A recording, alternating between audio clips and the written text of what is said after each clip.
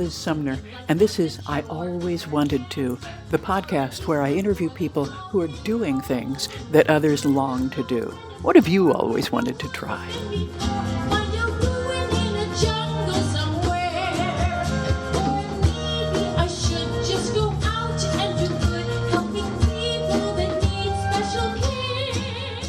Hi, everyone. I just wanted to say welcome to new listeners and subscribers. I'm really glad you're here. Thanks for checking us out. I have a couple of favors to ask before we get started. If you like what you hear, could you share it with your friends and maybe leave us a review on Apple Podcasts? That would be really helpful. I'd also really like to get to know who's been listening. And I have a survey. You can find it at lizsumner.com/survey. It would just take a minute to fill it out. I'd really appreciate it. And if you are a real fan of the show, you can also find me at patreon.com/alwayswanted. Thank you all for your support. Here's the interview. My guest today is Simone Knego. In 2015, Simone climbed Mt Kilimanjaro, the highest mountain in Africa and the fourth highest of the 7 summits. She's also the mother of 6, an entrepreneur, and author of The Extraordinary Unordinary You. Welcome, Simone. Thank you so much for having me with you today. So tell me, have you always been a high achiever? Good question. I always like to challenge myself. I would say that I feel that it's important mentally and physically to see what we're capable of. And I believe that everybody, is capable of what they put their mind to. And so that I would say it that way. And yes, I have high expectations for myself. So I would say, yeah, I guess so. Okay. So tell me, how did you get to Kilimanjaro? What led you to make that trip? So the year before I made that trip, a friend of ours did that trip. And the way I tell the story is that he called my husband, who is one of his closest friends, and said, "Hey, Rob, do you want to climb Kilimanjaro this year? They're looking for people again." And Rob said, 1, 2, 3, no, thank you. Call Simone. And of course they called me and I said, absolutely, I would love to. And I was like, it wasn't a bucket list, but it became a bucket list item. I was like, wow, this is a really great opportunity. So I was really excited to be able to do something completely out of my comfort zone. What went through your head when he asked you? So, it was a unique trip because beyond just the climbing of Kilimanjaro, it was a philanthropy trip. So it was working with an organization called the Livestrong Foundation. We were raising funds and awareness for that organization. So I was traveling with 16 people that I had never met before. So obviously there's that piece that is completely different than, just going with, my family on a trip somewhere. Really what went through my head is I'm going to commit myself to this. And when I commit myself to something, I don't back down. So I would have people say to me, "Do you think you really can make it to the summit?" Yes, I do. I'm sure I can make it to the summit. This is why I'm doing it. If I would doubt myself, I wouldn't even think about it. Like it's in my head saying I'm going to make it to the top, and there was kind of like those, I don't want to say there were really fears, but questions of like, what is this going to be like? I mean, this is not something I've ever experienced before. So, sleeping in a tent, how cold is it going to be at night? All these things. Where am I going to the bathroom? Things that, that I hadn't thought about before I signed up for something like this. So you hadn't done any kind of mountain climbing before? No, of course we've gone hiking, but, not at any serious elevation. And, I've gone camping, but I live in Florida. So it doesn't get very cold here and it's pretty flat. So, so this was a first experience for me. And what did you have to do to prepare? So I trained for about 6 months. I would say that probably people train for longer, but because of when I signed up for the trip, that was about the time I had. And I was in the gym every day. Again, Florida, no hills. I mean, we have one hill. The one hill we have, it used to be a trash dump and they turned it into a park. And so it's great because you climb, you feel like you've accomplished something as you climb over the trash mound. But I was in the gym every day. I would put the treadmill to the max elevation it would go to and just one foot in front of the other, not not going fast, because when you're doing a climb like this, it's not about how fast you make it to the top. It's, staying centered and really, focusing on your breathing and small steps. And then I would wear, I think my kids thought this was the best part. I would wear, it was called an elevation training mask. And so it goes over your entire face, and it has these valves on each side, and you can adjust the valves to mirror what your lung capacity would be at that elevation. Oh, So that's so good. you'd have to breathe really hard, very hard when you got to, like, the max it would go was 18,000 feet. So, you're really trying to get these breaths in. Now, obviously, it doesn't account for, the chemical change that happens at an elevation like that, but it does build your lung capacity. And it's funny, after I used that, I remember swimming in the pool and thinking, I can hold my breath for like a minute now, which I was never able to do before. So it was a lot of training, but I definitely was in the best shape of my life. And I felt really ready to go. Like, I was like, okay, I can do this. And the other thing I did was I made sure that any hikes I did, I wore my boots, because I think that was such an important piece, to get my boots ready so that I wasn't suffering with blisters and, everything else that I could have been suffering with. So that was really helpful. And, I would wear my pack around. And so, again, the kids love that. Here I am walking around with a backpack and, with whatever, 20 pounds of stuff and my boots on. Made for some good That's laughs. that's great. I admire your preparation and doing what it takes. So did it pay off? Were you relatively comfortable after all that preparation? Yeah, I was. I mean, I think, no matter how much you prepare, there are things you can't account for. But I really never felt like there was not a moment where I said I won't be able to do this. So I definitely feel like I prepared properly. There were moments where I'm like, oh my gosh, I don't know if I can get out of the tent to go to the bathroom. It's so cold outside. But the actual climb itself, and I was fortunate because when we did get to the summit, my body really reacted in a good way to the low levels of oxygen. I really didn't struggle like other people did. My body was like, oh, it's not so bad up here. Good, good. Yeah. Okay, so let me take you back, and had you been to Africa before? Is Yeah, this I've your first time? actually, so we have two children from Ethiopia. So I've actually been to Ethiopia 4 times, and I had been to Ghana before. So, I had some idea. Obviously, it's completely different no matter what country you go to. I had a little bit in my head of what things were similarities, what I would see in terms of similarities. And okay, so take us on the trip. So you leave Florida, you fly into where? So we flew into, I can't remember where I transferred flights, but I think it was in Atlanta, and then we went over to Tanzania, and it was an entire day that I traveled for. Obviously, between getting to the stopping point, I live in Sarasota, which is not a very big airport, so you can't really go too many places from here. So getting to a major hub, and then from there waiting, and then from there flying into Tanzania. And I think I traveled over 24 hours in total to get where I was going. And so I actually decided to arrive a day early.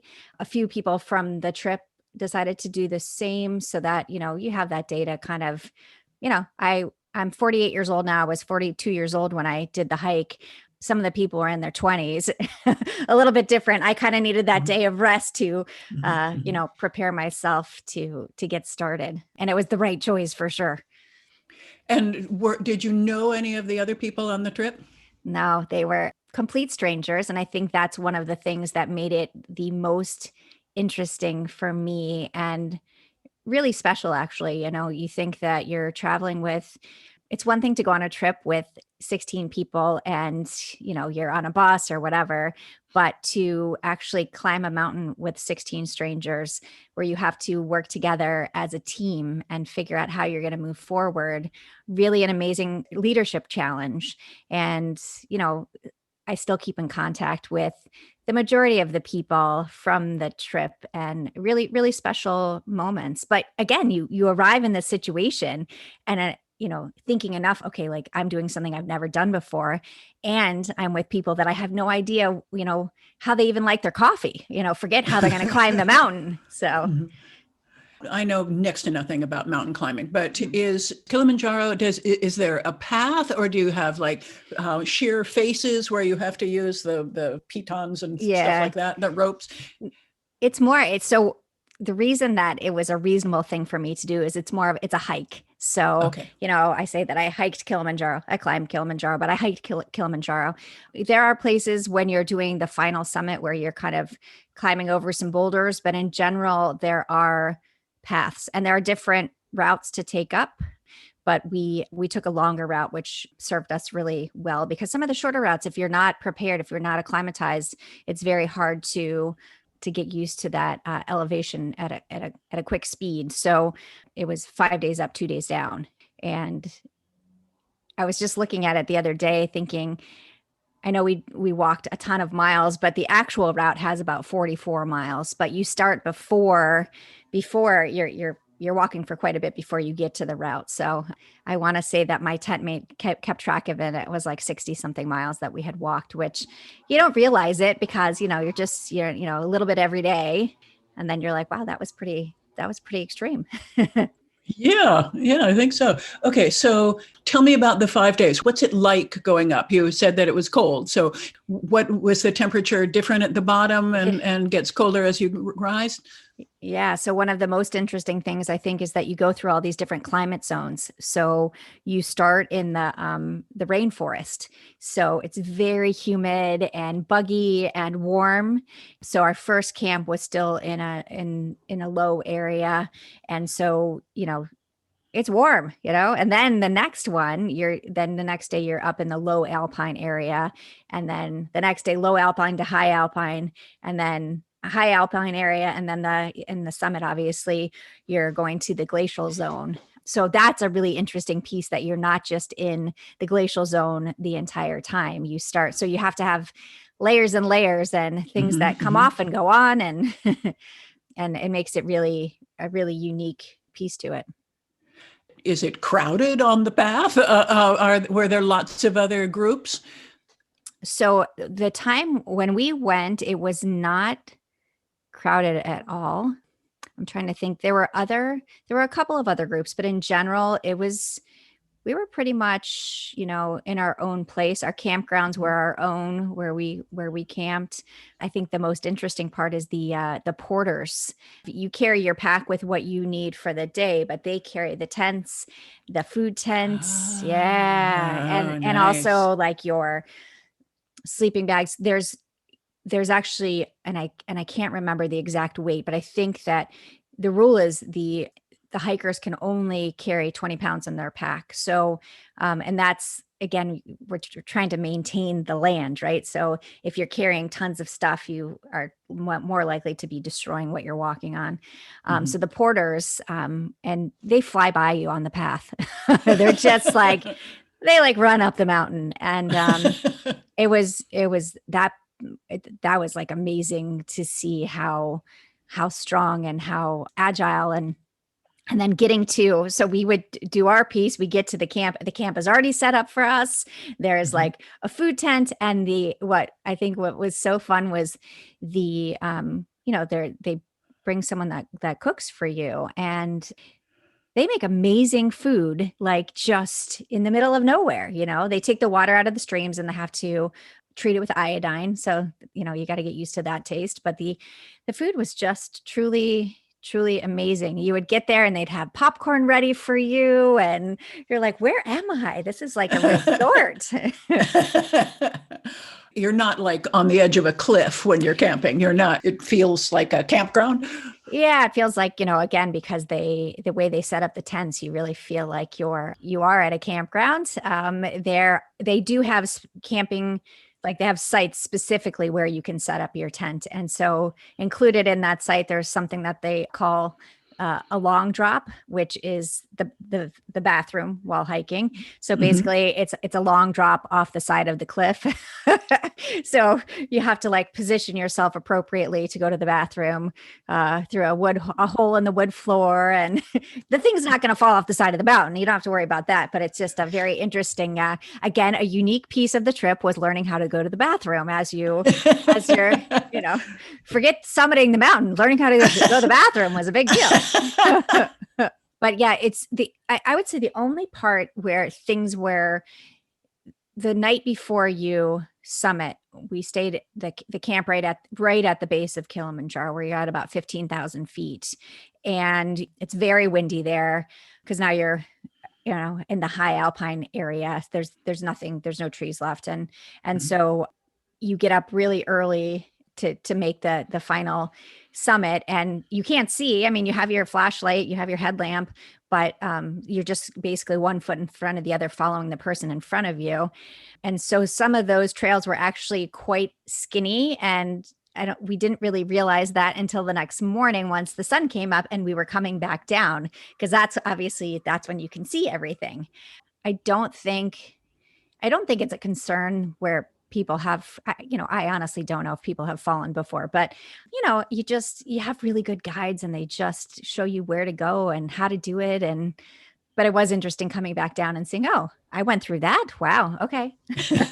So was that where you left before the sun rose and then you went to the summit? How long were you on the summit? Yeah. So I can't remember if we left at 11 p.m. or 1 a.m., but around there is when we left, so that you would get to, so there's actually 3 summits so you arrive at the first summit right around sunrise. And so, which is obviously a beautiful sight to see. So I want to say that took us until about 5:30 in the morning. And then I think we were at the final summit around 11 o'clock. And then we only stayed there maybe 45 minutes. We didn't stay very long. Obviously, when you're at that high elevation, you can't stay that long. They're checking our oxygen levels. I think mine was down to 76, where obviously it's typically 100, especially in Florida. Some of the people were down in the 50s, and which obviously isn't a safe thing. So, and they were getting kind of loopy, and so it was time to go back down. So basically, you enjoyed the moment, and it was beautiful because the sun was truly out. The sky was blue. I had my friend that climbed it the year before. It was snowing and raining and messy, which obviously adds another level of difficulty to a climb like that. But yeah, it was beautiful. And then going back down and seeing, looking back down the path, seeing what you accomplished, I think, was a really unique, really amazing feeling to kind of say, I did that. So that's pretty cool. Were you ever scared? No, I don't think I was. I think, again, we had such a great team that it made everything, we just worked so well together. I think that was part of it. Like if anybody was struggling, like there was a day where I was tired. And so, other people took some stuff out of my pack, and the same for other people. Like we would share stuff if someone looked like they were having a hard time. So, we were really surrounded by such a great group of people that made it even more powerful. So I don't think maybe if I would have seen what we were climbing up at the end in the light, maybe that would have been intimidating. But since I already did it and I was just had to come back down over it was okay. What were some high points and low points? So one of the best high points for me, there was a couple of funny things, but my daughter's first grade class was very involved in this whole thing. Her teacher was like so fascinated that I was doing this. So when I had cell service, I would send pictures. And then I would call into the classroom and all the kids would be like, where are you? Where are you? So that was really fun. I also, for one of my cousins, they were doing this. I don't know if you've heard of Flat Stanley. So it's a children's book, and he basically gets mailed around in an envelope all over the world. And so she said, we have to do this project for school, and we're supposed to take pictures of Flat Stanley, in different places. Would you take him with you up to the summit of Kilimanjaro? I don't know if anybody's done that before. So that was she was like so excited by it when I sent her the pictures when we got back down of Flat Stanley at the summit of Kilimanjaro. She's like, I'm the only kid that has this. I'm so excited. But actually, when we got to the first summit, I took out my phone to take a picture of the sunrise, and I did have cell service. So I was able to call my family, and the kids were all cheering. And so that was a really cool moment.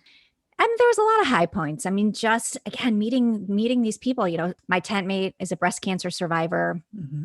A lot of the people on the trip were cancer survivors, or they were hiking in honor of someone, a family member that maybe had passed away or that was in treatment.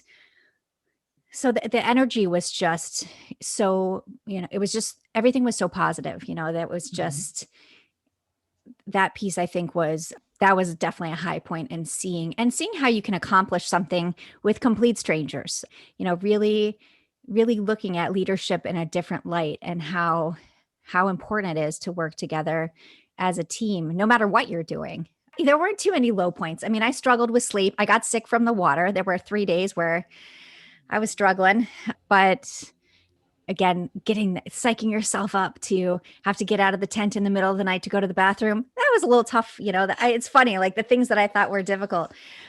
I can't really say that there were really low points, because I want to say that everything that we did along that trip kind of brought us to the summit. So, and that's kind of how I look at my life, is like all these struggles that I have along the way, they bring me to this place and time where I am right now. And so if I didn't have them, I probably wouldn't be here. So I like all of it.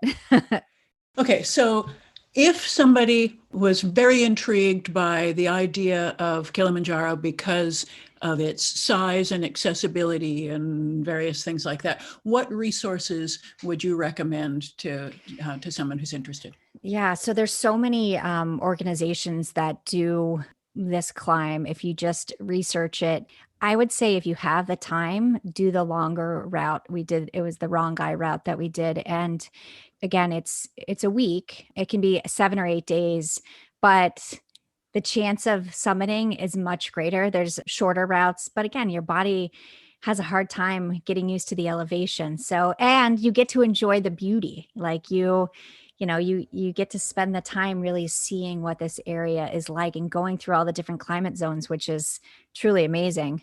But yeah, if you just do a search online, you can see all these different groups that do it. And there are probably still, I don't think the Livestrong Foundation is doing it anymore, but I think that there are probably still some philanthropic organizations that are doing climbs like this, where what's better than completing a challenge and being philanthropic at the same time, and nothing to me. So I think if you research that, you could find, organizations that are doing that as well, which to me made it even more meaningful, because it really created a group of people that were going for the same purpose. It wasn't just summiting the mountain, it was honoring other people. And to me, that was really important. That's beautiful.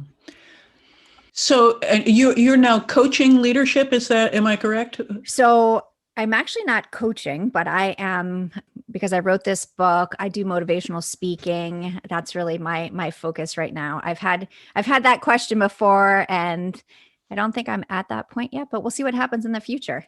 Tell me about some of the other aspects that make you who you are.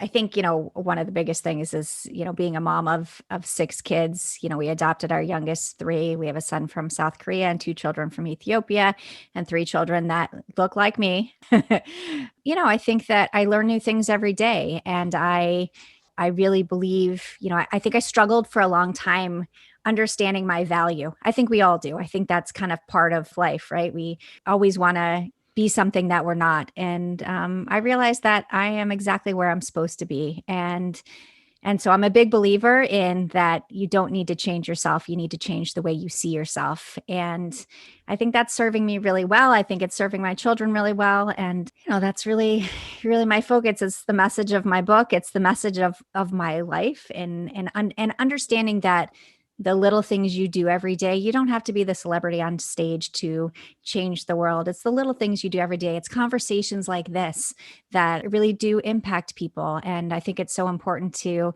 take a step back and realize that you're already doing these things, right? And that you already are impacting people. And I think we sometimes forget that. And so I needed that reminder. And so that's what I do every day, is remind people that, let's look at the positive, and you already have all these great things going on and you just don't realize it. So let's realize it.